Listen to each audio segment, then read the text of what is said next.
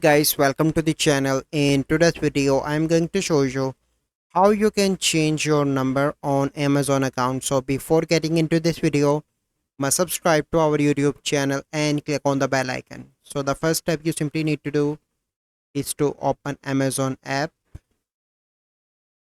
So here you can see that I already logged in into my account. Then you simply need to click on this person in the bottom. So once you click on that, you can see the screen of your account, your orders, bag and your list. You simply need to click on your account. So once you click on that, you simply need to click on login and security.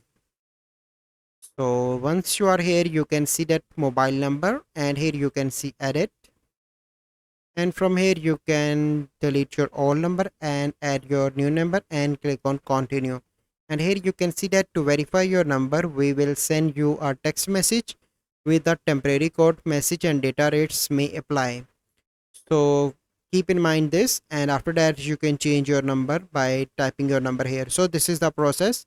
I hope you find this video helpful. If you find this video helpful, must like this video, subscribe to our YouTube channel for future videos. We'll see you in the next video. Thank you. Have a good day.